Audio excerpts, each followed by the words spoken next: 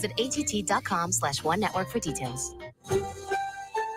Febreze. As a rideshare driver, I love keeping my car smelling fresh and clean. So when I'm driving, I only trust Febreze car vent clips, featuring 3 distinct intensity settings, because it's that little touch that sets me apart. I can turn the intensity down for subtle freshness, or I can turn it up for when I want lots of scent. So whether it's set to low, medium, or high, with Febreze car, I know my car's going to smell amazing.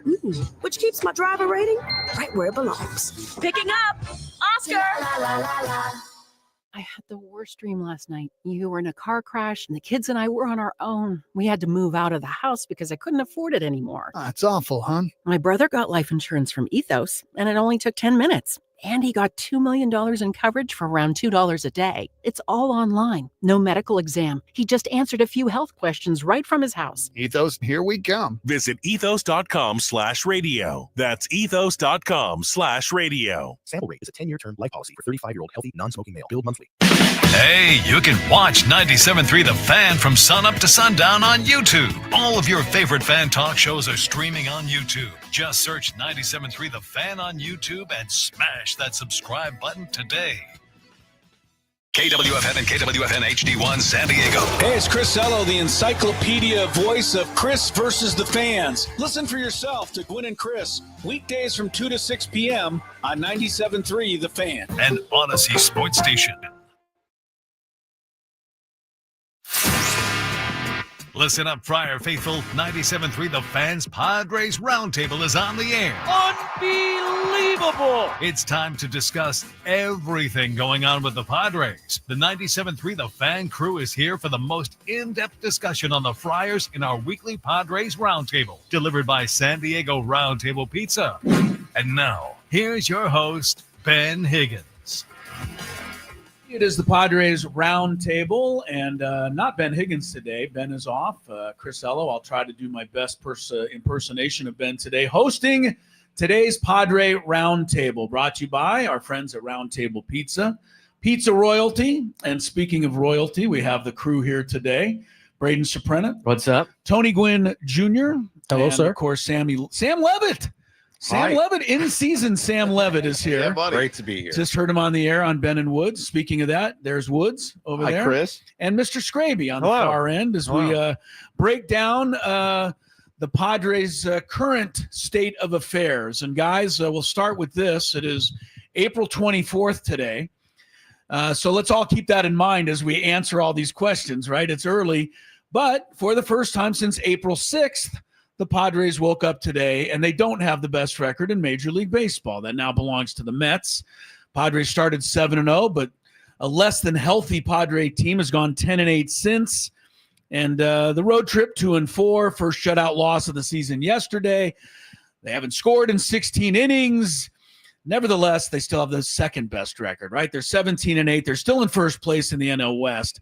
So 25 games into the season, it's judgment time, guys. Put on your professorial robes. Sorry, what was that? I don't know, your robes. Just say robes.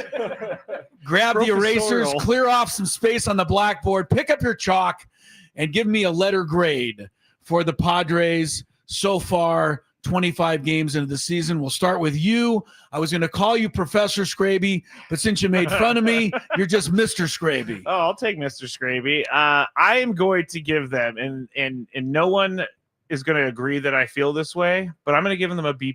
I think, through the year so far, the injuries are the major story here in the last couple of weeks. I don't understand how fans expect them to win every single game with this lineup. And that is what people are telling me. Oh, they're pros. They should be able to handle it. They've done a really good job with very little help this year in the last maybe 2 weeks.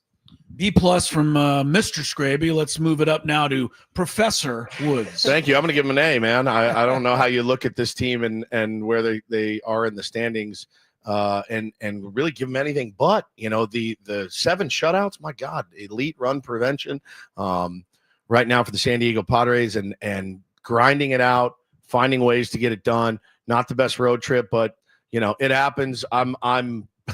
I'm very, very pleasantly surprised to be sitting in here looking at this team being 17-8. I really am. All right, a B plus, an A, and now we go to in-season Sam Levitt.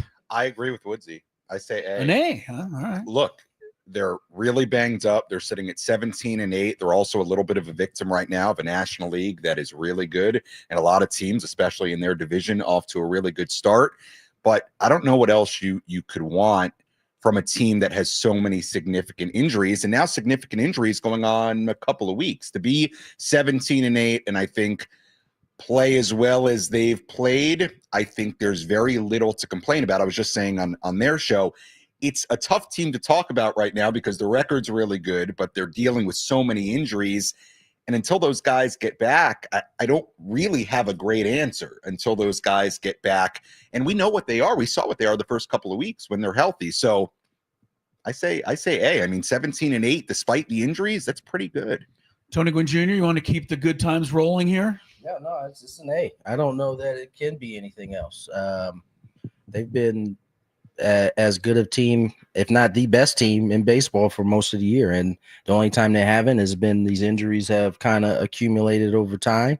If you've watched as many games as I think most of us has, I find it to be tough for you to come up with things that you just aren't happy with. Like overall, this team is put together well. Remember when we got out at spring training, it was, we got so much, we have so much depth. Well, this is kind of what the depth is for. When guys go down, they come up, and yes, they're all pros, but so are the other dudes on the other side that in some cases are at full strength. And so, yeah, this is an easy A for me. All right, Braden Surprenant, Professor Surprenant. We're all professors, but Matt. Yeah, except for Matt. Yeah, because he gave him a B plus. At least it's obvious. That, exactly. I give him an A as well. I mean, I just agree with all these guys, and I mean, you look at to me, it's the expectations of what the season was supposed to be, and the entire offseason. Heard from people complaining about how are we going to compete with the Dodgers, and we are not spending any money, and our roster didn't get better, and it got worse, and everybody else's roster got better, and now you sit there after the first 25 games or whatever it is, and you're sitting atop of the leaderboard in Major League Baseball. I know you're now like a game back of the Mets, who have caught fire as of late, but you're playing in the most competitive league in the National League. You're playing in the most competitive division in the National League West, and you're near the top. And when you have all the injuries, I mean, you got guys contributing. Now, I think Kevin Acee laid it out in his daily newsletter, and I totally agree. I mean, you're starting to realize why some of these guys are not everyday players, but for what they are doing and what they've been asked to do, they're doing a really good job. Tyler Wade's doing a great job flipping the lineup over. You got guys that are filling in and keeping the thing going. And as Manny said, we just got to keep the boat afloat until we start getting some reinforcements back. And when that happens, Padres team is going to be just fine. I agree with Tony. I don't know what you possibly could be complaining about when it comes to the team, unless you're very finally guys. I'll find some. It's crazy that we're having a conversation about the Padres being behind the Mets as the best team in all of baseball. That's our complaint. Well, Mets had to win 8 in a row. Right. Yeah. There, that's our complaint right now. Oh man, we slipped behind them. We got it good. Tell that to high school me and see what he says. Right. High school me and the 2011, 2012 Padres. I'd be ecstatic. And it's also April 24th. It is. Yeah. I long for the good old days of April 7th when we moved into the best record. Skraby, when you gave your B plus, did you think you were going to be too high? No, I didn't think be... everybody else was going to go A. The only reason I said B plus is because of the injuries. That's why. See, we had a separate group text in you, and we wanted to make sure. I thought when you said B plus, you said I don't think anyone's going to agree with this because you thought we were all going to go. No, but you thought we were all going to go lower than B plus. No, I thought you guys weren't going to agree that I'm not panicking. That I'm not panicking because you guys say that I panic a lot during the season. Yes. And last night on the Skraby Show, I have the segment called Padres Therapy throughout the season. Padres Therapy. It was brutal because there's nothing to talk about in the bad realm. I mean, it's all about the injuries. Well, it's not just us though. It's like a lot of other cities too. Did you guys see John Kruk last week? Yeah, Yes, Very yes. funny. I was dying at They John got to put him Krug. back on That was national great. television. Love Krug. It's That not was fair great. that only Philadelphia gets. Philadelphia's complaining about being 3 games out of first place, and John Kruk goes, "Man, that this late in the season with 130 games left, I don't know how they can make up the 3 How are they going to games. make up 3 games? How they going to make up 3 It games? was brilliant. Sometimes perspective. We got to have some perspective. I was flabbergasted by the surprise in my man's voice when he said it. Like, Oh yeah. yeah. Well, I guess I'm out of pocket. I here. guess I'm an idiot. It was so He good. he did sound a little out of pocket. I'm giving straight A's as well. 17-8 factors out to 102 plus wins, which would be a club record. So let's keep that in perspective, even though they finished the 2-4 road trip. All right, let's keep the good times going. And you mentioned it, Woodsy. Tuesday's shutout over Detroit. They're 7th in 24 games. The last team to do it was the 92 Braves. You got to go back 30 plus years. They had Smoltz. They had Glavine. They didn't have Maddox yet. Maddox won the Cy Young that year, but he was with the Cubs. That 92 Braves team did go to the World Series. And Padres ERA tidy 2.92. Nick Pivetta has been incredible. Right? 1.20, the best ERA through 5 starts of any Padre pitcher ever. And here's a guy that everybody passed on in free agency. So, Woodsy, start me off. How good is this pitching really? What's realistic going forward? And what's realistic for Nick Pivetta going forward? I mean, he's pitching like one of the best in baseball right now. Supreme amount of confidence, really nice pitch mix, fearless, really fearless out there. And the thing is we've done so well. And again, with Dylan Cease not even really getting on track yet, looking better. Certainly we just had Eno Saris on, and he was like, "Don't worry about Dylan Cease, man. Do not worry about Dylan Cease." And when Eno tells me not to worry about somebody, I don't. And when he tells me to worry about somebody, I do. So it's been remarkable to watch, and to watch these guys go out in the bullpen. I mean, I know a little hiccup yesterday, certainly, but they've been so good. ERA rose to 1.7. Exactly. I mean, it's just been having Jason Adams, he's the best 8th inning guy. Having Robert Suarez, he's the best closer. Makes the game shorter for Mike Schilt. Makes the game easier for those starters, knowing I can be free. I do not have to do too much. I've got backup. Like, I can go out and pitch my game. And if they get me, they get me. And like, it's just been really incredible to watch. I knew they would be solid. I didn't know they would be this good.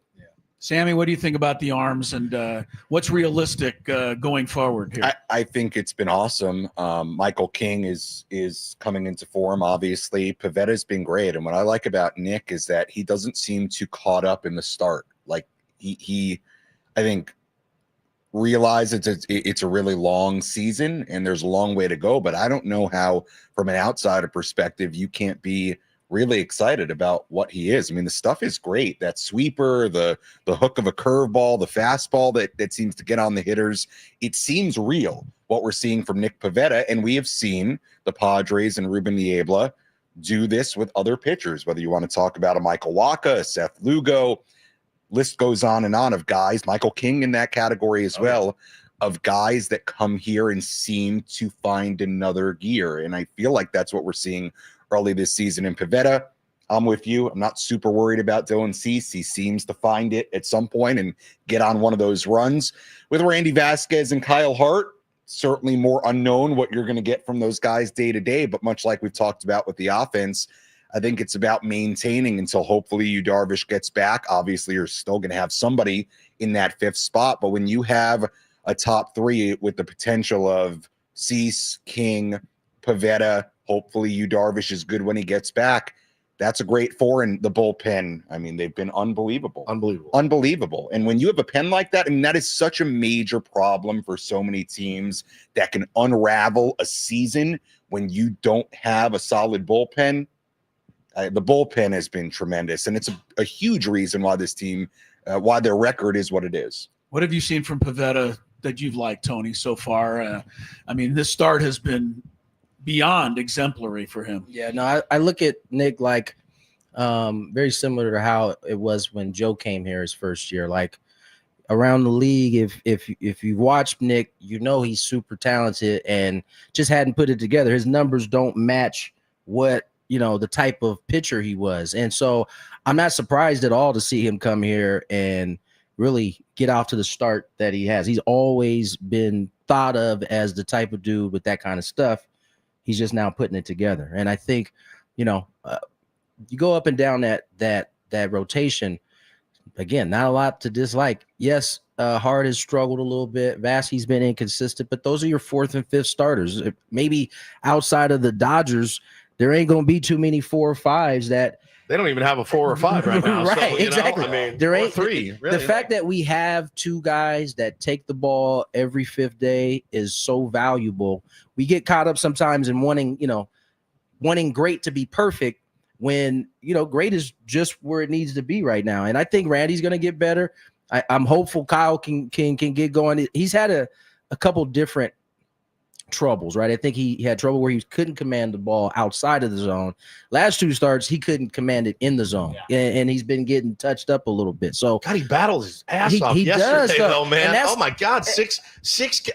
If you had told me when that game started, he's going to punch out 6 and give up 2 solo shots, I'm like, you're crazy. That's because the whisper came out in the first inning. I was thinking this is going to be one of those 12 to nothing games. It felt like it was headed that way. But again, those are the characteristics that all 5 of those guys have. No matter how bad it may look early, they don't go away. They keep coming. And for me, I like my 4 and 5 to be cut from that same cloth as those other 3.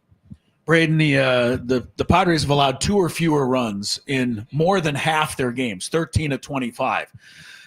That's going to give you a chance to have a pretty good record. Is this going to hold up in your mind? I think it is going to hold up because I think the style of play of the Padres has been a style of play that's going to hold up. Again, we talked about it the last couple roundtables, and offensively, they find different ways to win, even with the guys that are playing that are not the core group of guys. The philosophy has been really good. You can see that you can see and notice their approach at the plate. But on top of that, the pitching is the same thing. They're all saying the same thing post game.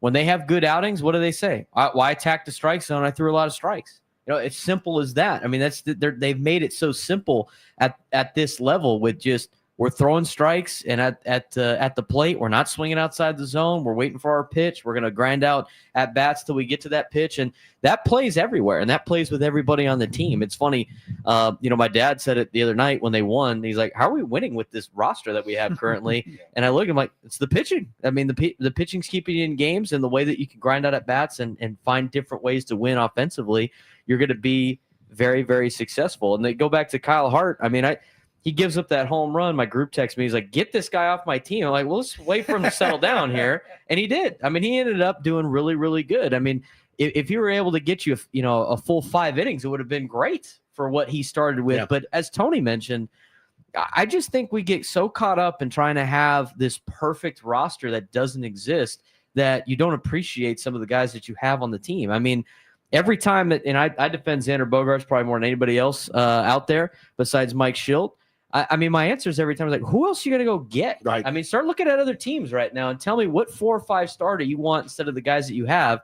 They're giving you everything they got. If they're not giving you the effort, fine. Then we could say something there. But with Kyle Hart's story and what he's been able to do, I mean, I thought him bouncing back yesterday was great. I mean, he gave you an opportunity to win yesterday, and unfortunately, the guy on the other side only gave up 2 hits. Both to Jose. He was unreal. He was so good. His changeup was awesome. People got upset that the Padres had 3 pinch hitters in the last days. Guys, it's a getaway day. It's April. It's over. Like there's 162 of these things, and you got to realize it's not the NFL. It's not NFL Sunday, man. It's sometimes you just go, you know what? You guys played well. We'll see you next time. When Manny is praising a pitcher after a game, because it's rare. Yeah. I mean, and hitters will not be like, man, that guy was awesome. They won't say it. They will not say it. And when Manny's like, hey, that dude was great, and he was moving the chain, everything was down.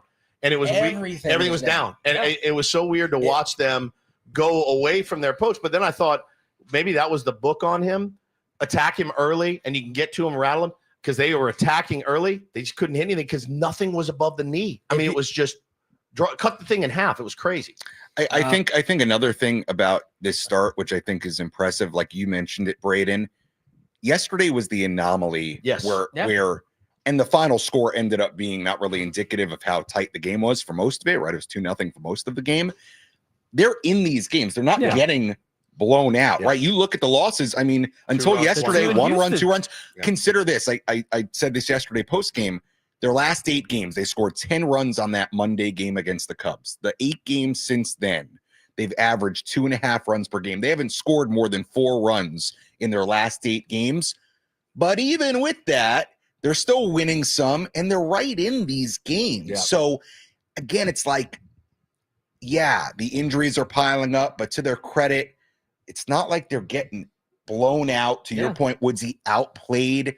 You know, they're in these games, and that's a lot because of the starting rotation, no matter who it is in the bullpen as well. And outside of the Rockies, I don't care what those teams' records were at the time.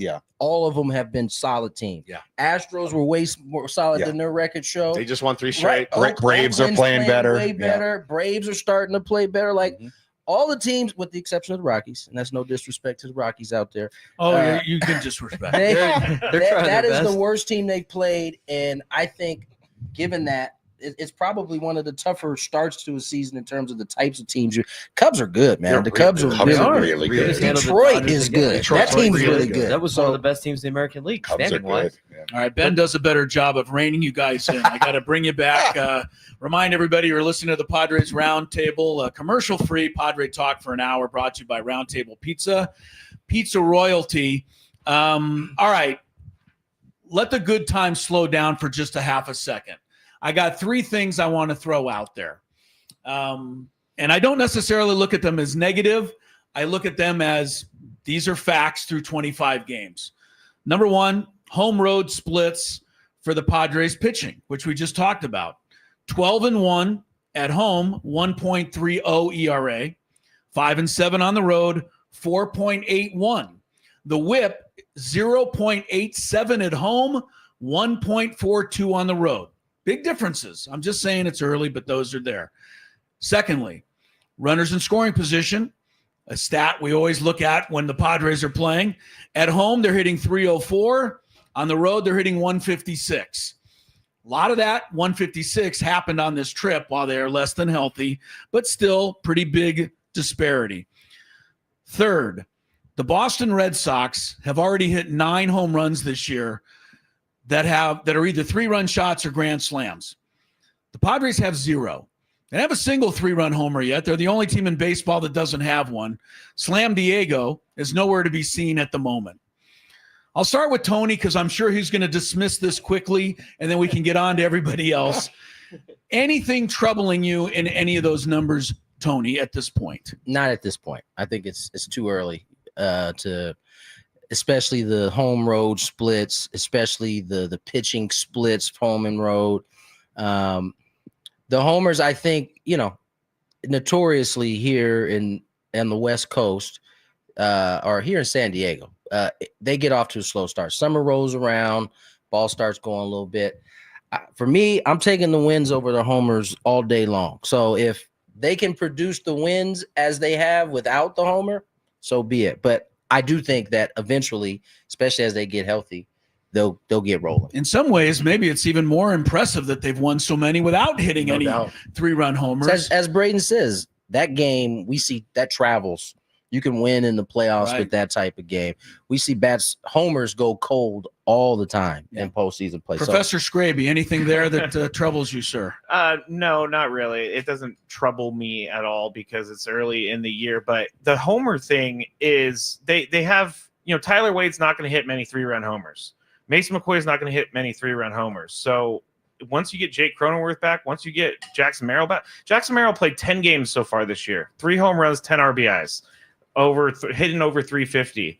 That's a lot that you're missing right there. And I'm sure in the last 15 games, Jackson Merrill would have an opportunity for a 3-run home run. So I think it's just because of the injuries in the home run department. But everything else, I'm gonna stick with Tony on that. Woodsy, the last 2 games, believe it or not, the number 4 through number 9 hitters in the Padre lineup combined for 0 home runs coming into the game. Now Diaz hit 1 in the Tuesday game. Yep.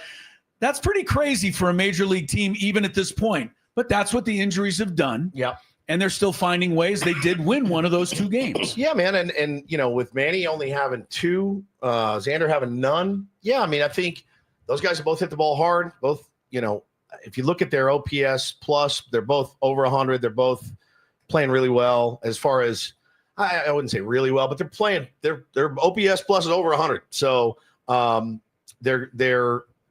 would love to see more from them because I love them and I want Manny to hit 40 bombs at some point. He said he would like to. He's going to have to get on a real run to get 40 this year. Be fun to watch if he does. I know it will, and I know he doesn't want Luis Arraez to beat him. It's got to be killing him to look up and go, that dude's got 3 and I only got 2 right now. But there are games where it seems like that's on his mind, right? Guaranteed. And so I think, yeah, man, power is great, but we talk all the time about the brand of baseball they play. The homers will come. They will come. Yeah. I don't think we're going to lead the league. I don't think we'll be top 10 in home runs, middle of the pack. But I think we'll be right in the middle of the pack, and I think they will come. And when the good thing about like Manny and Xander, when they do get rolling, they usually come in bunches. Yeah. So that, like you said, that'll be fun to watch.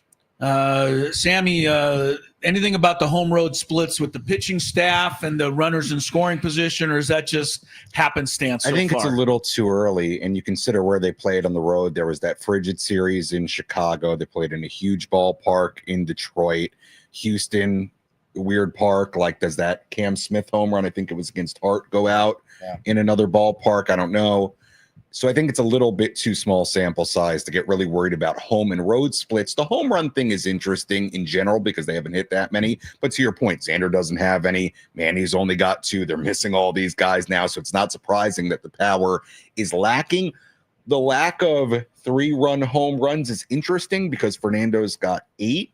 I'd be curious to know, and I didn't look it up, how many of those are just solo home runs. Does that speak to most of them? It feels like the team has 24 home runs, 18 are solo shots. Right. So it's been weird like that. So Fernando's leading off. Is that a little bit of a reflection of the bottom of the lineup not getting on in front of him? Maybe they probably have more guys in front of them if they were healthier. So again, like there's circumstance between small sample size, the injuries, the fact that just some guys don't. Like Xander not having a home run, I would have thought through 25 games he'd have a couple. So it's very small sample size-ish, I think, to really worry about a lot of this stuff yet. Tony, do you think that's messing with Xander very much after 25 games? Again, he had 30 home runs, I think, once in his career, but he's at 19, 20, 18, whatever. Like 25, you played 25 games as a regular. Does panic set in? I don't know if panic sets in. I'm sure he's thinking about it, but I also think about this. He has struggled early the last 2 years, and swinging the bat as well as he has early may be something that kind of keeps him off of thinking about that because he's not hitting 150. Because he's not, he's right in the middle of things. Usually when the Padres, he also hit 2 home runs off Imanaga in Chicago. The wind knocked them both down. That's right, for sure. Barrels. So I think he's probably more locked in on the fact that he's swinging good and that eventually they'll come. As you guys kind of alluded to, he's not really a 30 home run guy, so he's got some time to cover some ground to get to his 15, 20, 25, whatever it's going to be. Braden, last thing on some of this stuff. On the road trip, they attempted only 3 stolen bases. They were successful once. Early in the year, they were running like crazy. Is that part of the injury situation right now? Is that just they didn't feel the situation presented itself? I think it's probably a little bit of both on that particular case. It's like what you said all the time, and I agree. I mean, you want to be aggressive, but you don't want to be foolish. And there's times where I think you could be running yourself into outs. You don't just steal to steal bags. You got to have the right opportunity, the right personnel, I think, to do that. One thing that about the runners in scoring position, and Tony said this a couple of years ago, and this is how I view runners in scoring position now all the time. You're not worried about necessarily what you're doing with runners in scoring position. You're more worried about how many times you are getting runners in scoring position, because eventually you will start getting the hits. And I think if they were not getting a lot of guys in scoring position in general, like the anomaly of yesterday, I think you'd be a little bit more concerned. I think eventually it will come around. It's a numbers game. It's a numbers game. I mean, the more you keep getting guys in the scoring position, eventually you're going to open the floodgates. That's what I tell myself when I'm at the blackjack table. Yeah, exactly. The longer I stay here, I keep putting better out too. Does the house tell you that before you walk in? I think that says on when you walk into the house. Put myself more opportunity to win. Real quick on the run game, I don't expect them to see them keep that pace that they had early. For those who don't know, that's a toll on your body doing that all year long. So Manny having the 6 bags is awesome. Yeah. But do I really want Manny, continuing to push the envelope from a stolen base? I'd rather him do the ball in the dirt. You take your opportunities then versus, don't get me wrong. First, guys like Manny and Toddy and Jake, if they see an opportunity, they're going to take it.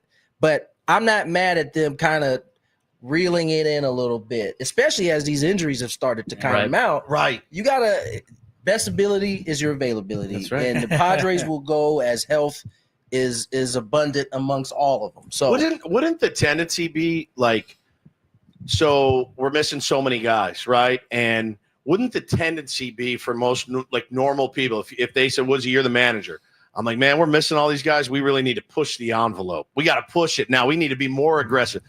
We got all these hamstring injuries. I know, right? Let's and make that's them run the a thing. little It's bit like, more. and I think, but I also think the flip side of that coin, if you're Mike Schilt, is like, I can't have outs on the base pass right now. Like your margin for error is so much smaller with all those. So guys. I kind of get it. I kind of get the more conservative approach right now with so many guys being banged up. And I think your natural inclination is like, we're 4 men down. We got to push. We got to keep pushing, and keep grinding, and keep stealing bags and moving guys over. And I think they've gone the other way. And it kind of makes sense to me. Like, I cannot have guys getting thrown out on the bags. I just can't, because we may not get another guy in scoring position. Toddy got thrown out. All right, that's what I wanted to bring up, because I got crushed on the internet. You should have gotten crushed for that. I got crushed for it. What did you say? I said if you're going to be okay with aggressiveness when it works, you have to be okay when it doesn't work. And here's the thing. Difference between aggressiveness and okay, here we got the baseball people all of a sudden. I'm so much smarter than this guy. Well, I know strategy. Who's saying that? Nobody's saying that, bro. No, my reasoning was it's game 25. It was the first inning.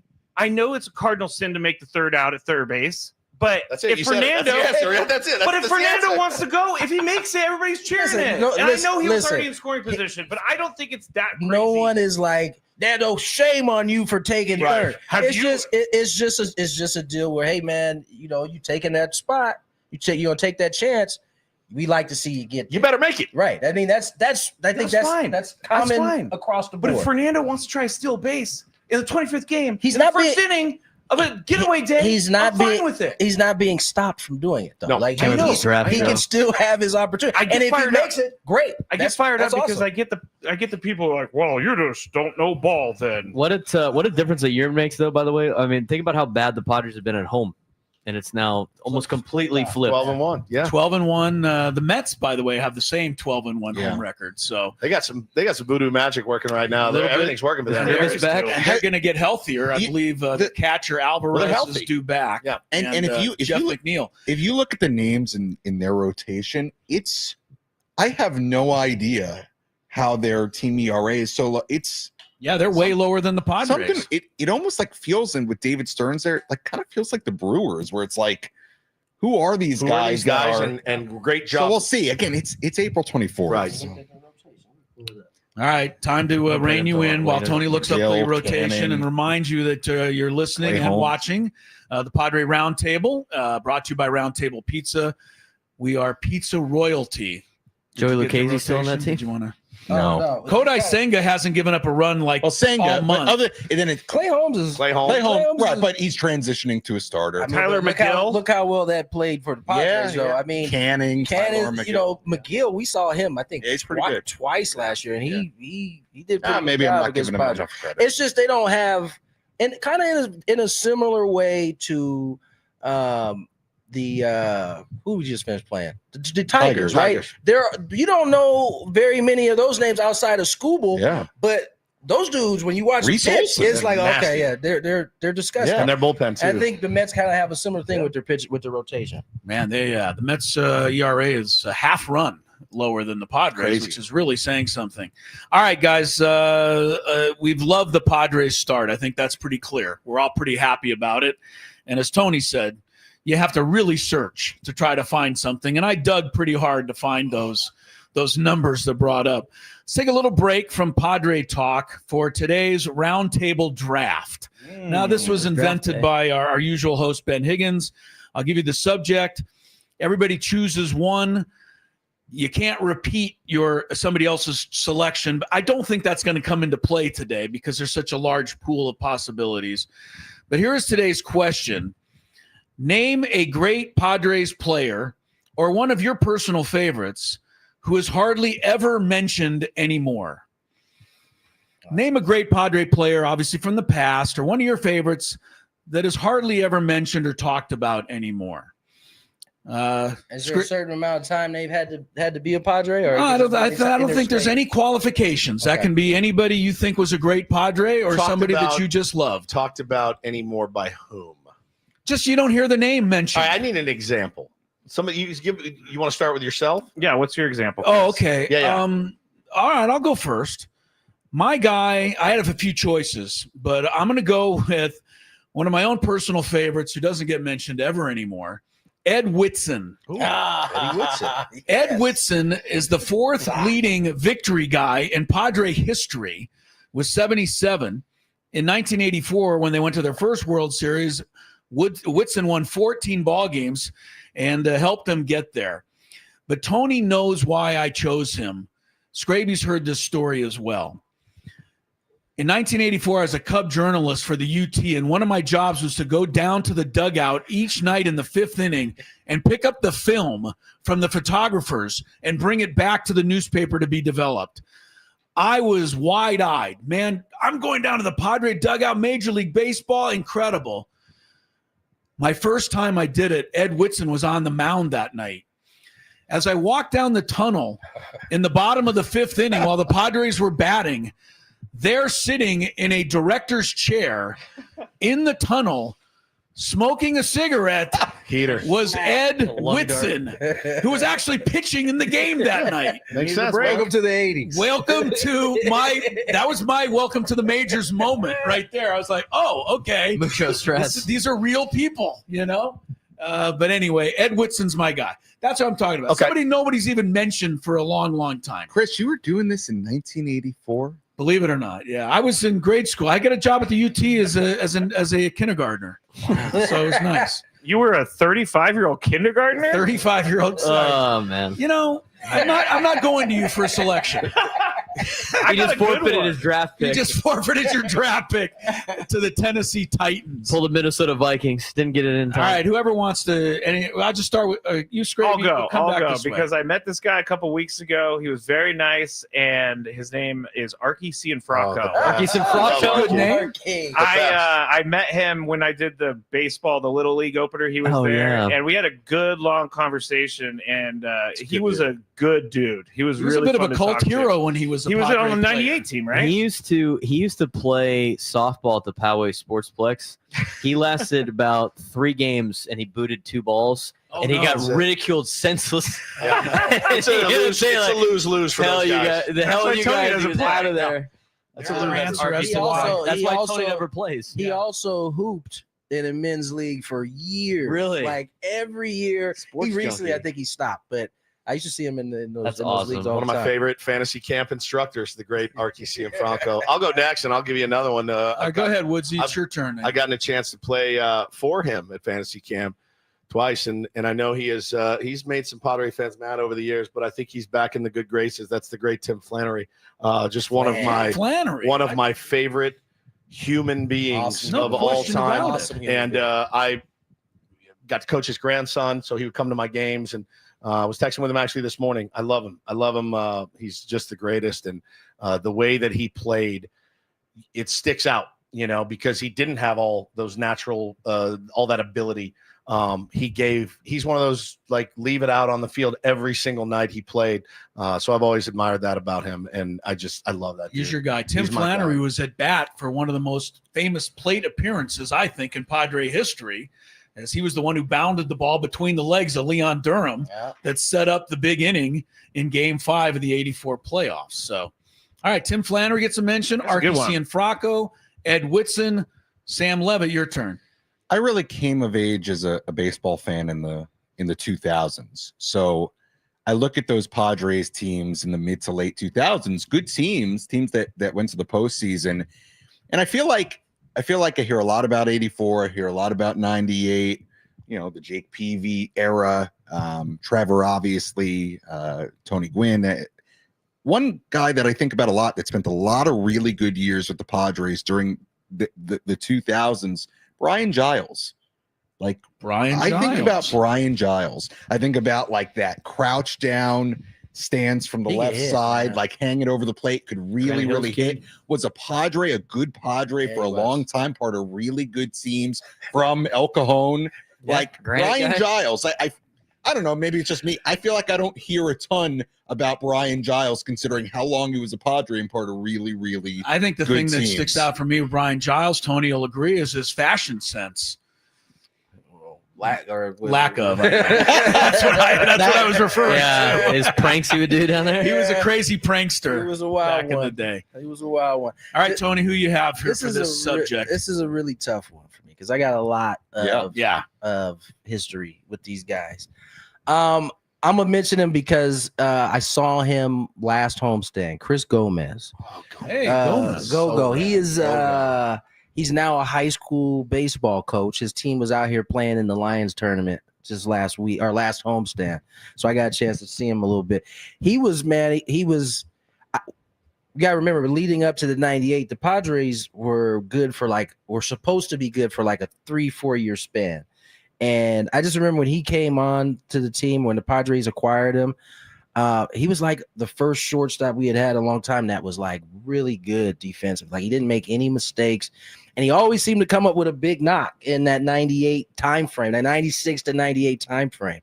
I think he fit the kind of the San Diegan way, quiet, just went out and did his job, showed up every day.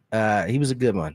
Chris Goldman. I like that because I think when you think of Padres shortstops of days gone by, Ozzie Smith, Gary Templeton, Khalil Green, there's a lot that come to mind before Chris Gomez, and maybe Chris Gomez should get more credit. He was on that World Series team.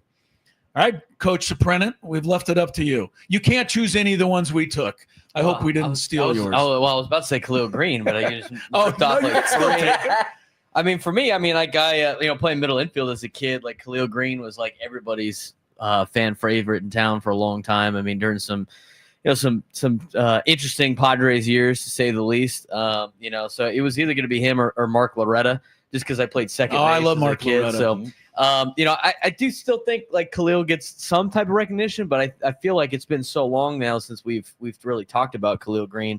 So I'm actually going to go with Mark Loretta. I changed my mind. I'm going to go with Mark Loretta just because of I remember his walk-up song would be Lowrider, and they'd play that in the ballpark all the time. He had a really good Padres career, and was probably after Tony's dad stopped playing. And I've told the story. Growing up, I mean, you had like a bunch of you just like had a brand new roster like every year. And so like for a long time, my favorite player was Mark Loretta, and then once he left, I would just went back to my all-time favorite player is Tony Gwynn because there was just a random player. There's just a new team every year. So until that point, it was Mark Loretta. So that's what I'm going to go with. Even though I know he works for the front office now. Well, he's such a class guy. Yeah, anybody who's spent time with him since his playing days. He's also behind your dad as the number 2 hitter in Padre history. That's right. The 314 career average. So good on you, Mark Loretta. He sent his kids to Cathedral too, so a little biased maybe. What's this? He sent his kids to Cathedral too, so maybe a little biased. Oh, there it is. Should have known that was going to sneak into the show somehow. This is the Padre Roundtable, brought to you by our friends at Roundtable Pizza Royalty. All right, guys, with the good start for the Padres, don't want to get ahead of ourselves, but I would think come trade deadline, I mean, it's already going through our minds a little, isn't it? They already had a preview of it, like an early preview. Right. I mean, I think the Padres are going to be buyers, it looks like, certainly. All right, you can only get one position covered. I mean, you're going to package the best package you can for one position based on what you've seen so far. Sammy Levitt, start us off. What are you going for? Is this a draft or just whatever? No, this isn't. You can agree with, no more draft. Are we really thinking about this on April 24th? I think we are. I am. Baseball junkie, Sam. Come on, man. One position. It's a 1-hour show, Sam. We got to feel. I wouldn't. You want me to just pick? Just start? I wouldn't say bullpen. Process elimination here for Sam. I mean, left field. So like an outfielder. So I would say either left field. I got to pick one. I think like from a late season playoff standpoint, they should be okay with Yu Darvish healthy if everybody's healthy in the top 4. So I'd say either an upgrade at catcher or left field. I'll go with left field. Thank you, Sam. An outfielder. Thank you. Thanks for the thought Appreciate process. you, man. Let's go to. That's what happens when you ask him on April 24th. That's right. He hasn't even looked at And that I'm going to yet. ask you on April 24th also, Tony. So what are you doing? I would say starting pitching.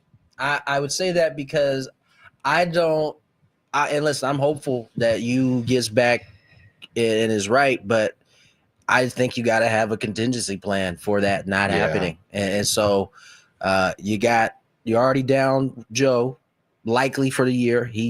I know he's trying like hell to get there before the end of the season happens, but I think you got to have a contingency for you. So I would say starter. Braden, what you going for? I'm gonna go with left field as well. I just the thing with the starter, and again they put that primer out there for, this might be one of the sleepiest deadlines just because you have so many teams that are competing in the American League that are all tight together. There's not a lot of rentals out there. Most of the rentals are on teams that are in the National League that are competing at a very high level, and there's not a lot of starting pitching out there except for really Sandy at this point, unless somebody wants to pull a Detroit Tigers and get rid of Flaherty while they're competing for a playoff spot, which I highly doubt. So I just think you'd have to give up a lot more to try to get a starting pitcher. I don't know if the Padres are in the budget for that right now, but I think a thing that could really help this team in the postseason with the pitching that they already have is left field. I think they should really upgrade left field. All right, I'll go with starting pitcher. You mentioned Sandy. Did you mean Sandy Alcantara? Yes. Okay. I think they need somebody like that as well. I agree with Tony. Vasquez is going to drive me absolutely crazy if he doesn't start throwing a few more strikes. I mean, 56% strike to ball ratio, and it just drives me nuts. I'd rather give up hits. And I think it may drive Mike Schilt crazy before too long. He didn't look like he could wait to get out there the other day to get him off the mound. But maybe hopefully that was a hiccup for him. But I still think they need one more starter. Skrabe. The catcher position does worry me a little bit, but I don't know really what's out there in form of a deal. I mean, finding a catcher a good catcher, defensive catcher that can hit is not easy to find. So I'm going to go with greedy. Left field. They're unicorns. Just greedy. Yeah, you have one. His name's Ethan Salas. You got to wait. That's true. That's true. Unicorns. But I'm just going to go with the left field position. All right, GM Woods. I feel like, and we have AJ Preller on tomorrow at 8, so I'm sure he'll be Ask him the same happy. question. He'll probably Ask already the be same looking question. ahead. Yeah. He'll be happy to divulge their plans for a few months from now. That's one thing I do know about AJ Preller. He's got a list somewhere out there. He's very transparent. He's got a list. He'll probably give us his list of 10 to 12 targets. Get his big board for his draft too. By position. Man, look, every year we say can't have too much starting pitching. No. You can't. And it's weird because we saw what Dave Roberts did last year with the Dodgers. They won the World Series with 2 starters and an elite bullpen. And I looked at that and I went, that is outside the norm. Now, yes. 3 MVPs at the top of your order doesn't hurt. One of them didn't hit at all in the World Series. The other one had a broken ankle. They still managed to get it done with 2 starting pitchers and then really, really the bullpen. And look at those guys now. All those guys are hurt. They shredded themselves to win that World Series. But I typically how it goes. It's typically how it goes. And I look at the Padres right now, and yeah, man, like I don't think Oscar is it yet in left field. Tirso maybe, given some more ABs, but I think a starting pitcher for me always, it just makes me feel better. I sleep better at night knowing, we're loaded for bear in the postseason with starters. It just is such an easy, low-hanging fruit answer that I'm like, starting pitching, man, you can't go wrong. AJ Preller will not get roasted by any media for going out and getting a better starting pitching option at the deadline. Woodsy brings up such a good point about the Dodgers and how they did it, and those guys being banged up. It was the same thing with Cleveland. Remember, they only had a couple starters, and they shredded those. Now they ended up winning the World Series. They lost, but a lot of those dudes for the next few years were either hurt, couldn't get right, or weren't pitching well. Clase this year, they used him. He imploded in the playoffs, and look at him this year. I mean, it's just. There's one team I look at, though, and it's the most interesting team in baseball as far as I'm concerned. It's the Baltimore Orioles. Nobody really knows what they're doing. Yeah, it's very tumultuous. So if I'm AJ Preller, I'm looking at their glut of outfielders. They have too many guys for the same positions, and they can't get them enough time. Is there a deal that could be made for somebody in the outfield there in Baltimore while times are, kind of uncertain there? There's a couple of teams, not a lot of teams are going to be sellers, and there's still plenty of time for the Orioles to turn it around. They got a I thought you were going to say Charlie Morton for the Orioles, who's great veteran playoff pitcher, but is 0-5 this year with an ERA of 10. Yeah. I don't know that you would take a shot at that. Baltimore didn't want to get rid of any of those guys for starting pitching that they needed. So what are they going to do? What are we going to give them to get at this point, like, what is your direction? What are they doing? I think their team is their starters are banged. They're hurt. Yeah.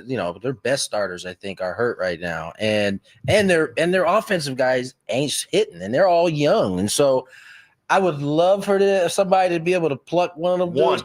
I just don't know that the Orioles they think they're in their window right now. So it'll be tough. They need some arms, man. The Padres system, just as we're talking about trades, is also it's not stopped. It's not where it was. It's not where it was this time last year, where there were just a bunch of clearly very tradable assets that teams were going to value. And DeVries isn't going anywhere. I would imagine Salas isn't going anywhere. And that's not to say over the course of this year that the reputation of the system can't start to rise again. With AJ's track record, it probably will. It's just in a very different place than it was last year when they made the trade for Scott and Adam and Arise within a span of a few months. And I do think you have to be semi-careful when you add a position player as opposed to a starter, right? The guy throws every 5 days. Adding a position player is like, you're at the table, and we need to produce every day with Manny and Xander and Toddy and Crony and Merrill, all these guys. Like, that's got to be you have to hit that. You have to thread that needle if you're AJ Preller. That's such a great point, because I think that's the piece that we're not talking about is, as it was different about starting pitch. As you said, they go right and rotate. It's their day. Nothing has to change. You get a position player, there's no guarantee that he's now filling the same role that he was playing with at whatever team he's coming. Is he going to be accepting of that? I think the one thing that AJ Preller has done a magnificent job of is signing guys or bringing in guys that fit what this personality and how these guys operate. Well, he finally has the magic recipe, finally, and it took a lot of trial and error. And we always remember, like, you go back, you interview Crony or even Manny, and they're like, a lot of new faces, a lot of new personalities, and you're like, oh, okay, so am I sensing something? And you saw it. Now, bro, everyone don't even talk about it. They don't even talk about it. Everyone's bought in. You have to the threading of that needle for AJ Preller to bring in a position player. Yeah, like, who's the best left fielder in baseball? If you plopped him in left field for the San Diego Padres, it's weird. Like, would they fit in, and where would they hit, would they be okay with that, and all of that? I remember Adam Frazier being brought in. He had the batting title, and then he got traded to the Padres, and he just couldn't hit. He had no position. They stuck him in left that first day, and it didn't go well, and he never went back out again, and that was clogging up the infield because they didn't want to put him out there. I don't know if it was him or the team or what it was, but then it created a logjam in the infield, and that just complicated everything amongst the other things that were going on. Is there more pressure for position players? Do they put more pressure on themselves after the trade deadline than a starter? Got to, right? Yeah, I would think so, because if you're an everyday guy and you get traded and you're now an everyday guy on a team that is expected to win, you naturally want to go out and prove I'm here for, and I think it's just a different deal. It's different. You get some days off as a starter, like, all right, I got my 3 days off in between. I got my bullpen, then it's my turn. Position player, if you're a dude, you're in there. Like Right. you expect And it. nothing really changes for a starting pitcher in terms of like their You get out environment. there and It's you just pitch. you. It's just you versus the other team. And yeah, you might even it you have a- changes your jersey. That's the you way have it changes. you have a better defense behind you. Yeah. You know what I mean? Right, Like things are looking up in a Nick lot of Pivetta, those. he's Yeah. enjoyed Yeah. that In a lot of those defense. instances, you know. And again, look, man, AJ. It took him a lot of trial and error and a lot of bodies. And well, go watch any random Major League Baseball game today. You go Padre. They were all here for Padres farmhand. at one point, and so that's the tough part too when it comes to going for a position player. We're wrapping up the Padres Roundtable commercial-free hour of Padres talk here on 97.3 The Fan. Roundtable brought to you by our friends at Roundtable Pizza. They are pizza royalty. I think we have a minute left, maybe two. I had a seventh inning stretch question, but now we're in the bottom of the ninth, so we're not going to take our stretch. I'm going to throw this out for a minute and a half.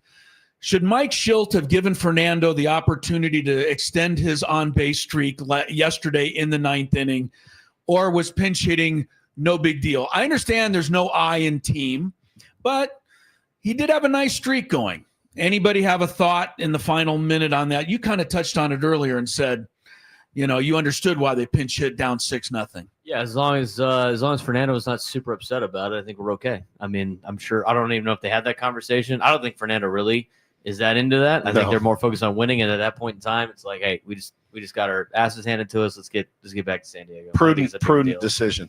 Prudent decision. Long game, baby. Long game. Get ready for the flight home. I mean, really getting him off his feet for one at bat. Yeah, if it's DiMaggio's record, it's a different story, but it's not. We're talking about a 12-game hit streak. So, yeah, all right. What if he gets on base the next 100 games? What if he rips his hamstring in half, legged out a ground ball, down 6-0? What ifs? I think he had 3 opportunities to get it done early in the game. Yep.